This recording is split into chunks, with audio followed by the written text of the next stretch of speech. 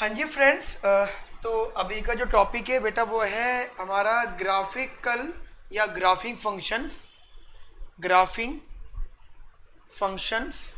ठीक है बेटा, ग्राफिंग फंक्शंस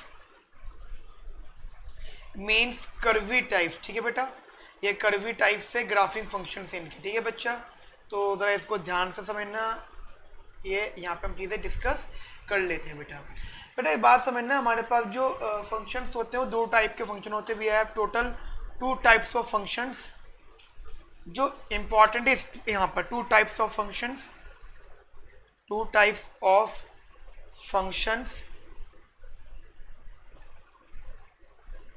सबसे पहला फंक्शन है बेटा यहाँ पर,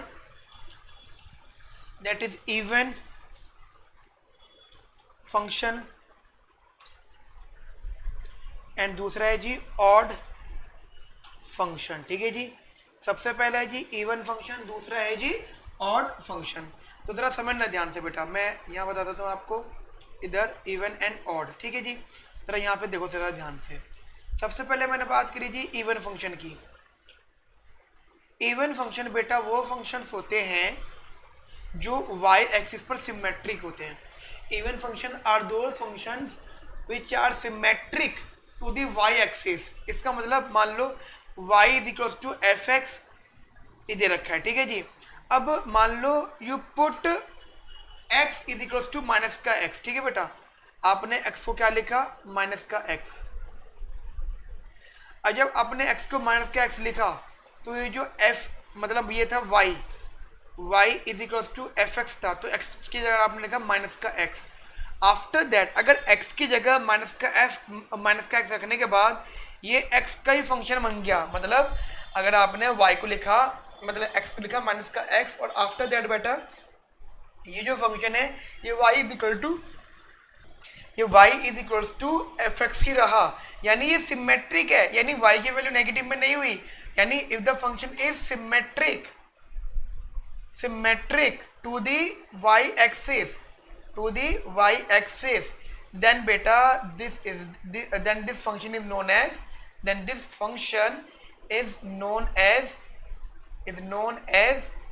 इवन फंक्शन। ठीक है बेटा, इवन फंक्शन, ये जो फंक्शन है बेटा ये इवन फंक्शन बोला जाएगा। ठीक है बेटा, यहाँ तक बात समझ में आती है। सिमिलर बेटा मैं यहाँ लिख रहा हूँ ऑड फंक्शंस के लिए। ठीक है जी, एक काम करता हूँ, मैं इसको कट करके, ये मैंने इवन बताया था, यहाँ मैं ऑड बता देता हूँ। अगर आपने लिख लिया तो कोई दिक्कत नहीं है, आप मेरे पास स्पेस कम है इस वजह से। ऑड फंक्शन, ठीक है बेटा,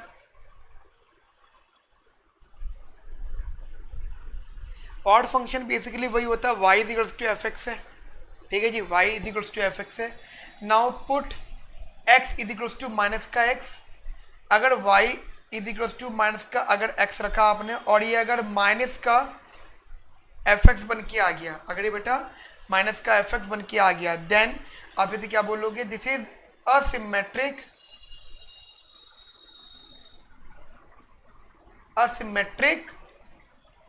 फंक्शन। ठीक है बेटा, असिमेट्रिक फंक्शन बेसिकली इसे आप, ये असिमेट्रिक हो गई, और बेटा अगर ये असिमेट्रिक है देन इसे आप बोलोगे odd function, then it is known as, ठीक है, असिमेट्रिक टू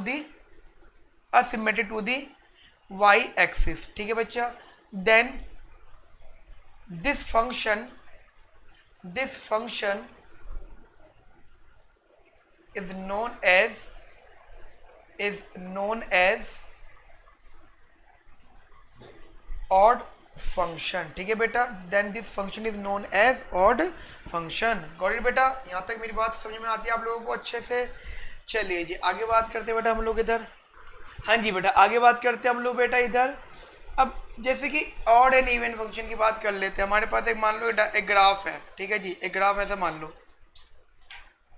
ये उसका एक्सिस है।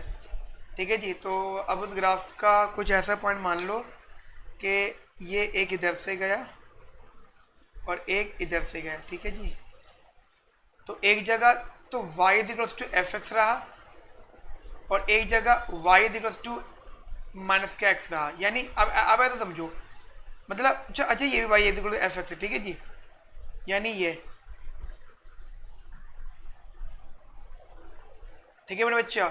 यानी आप मान के चलो ये ऐसे वैल्यू हो गई, तो एक जगह तो बेटा हमें माइनस का एक्स मिली है, एक जगह हमें बेटा प्लस का एक्स मिली है, तो इससे आप कहते हो अब ये फंक्शन क्या बनेगा, आप जरा समझो, ये फंक्शन इवन फंक्शन। आप बोलो सर क्यों, समझो बेटा ध्यान से, क्यों।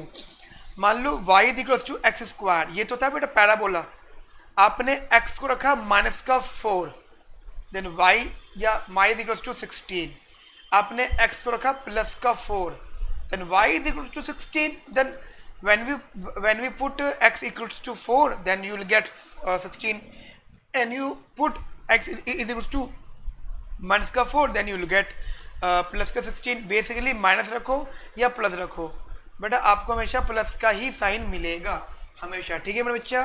यहाँ तक की बात समझ में आती है आप लोगों को अच्छे से, क्लियर बेटा। चलिए जी, अब बात आती है sir ji what about odd function. तो ऑड फंक्शन मान लो y is equals to x का क्यूब, ठीक है जी। अब y is equals to x का क्यूब का डायग्राम बना लेते हैं हम लोग यहाँ पर, y is equals to x का क्यूब। अब आपको पता है कि इसका डायग्राम कुछ इस टाइप से बनता है,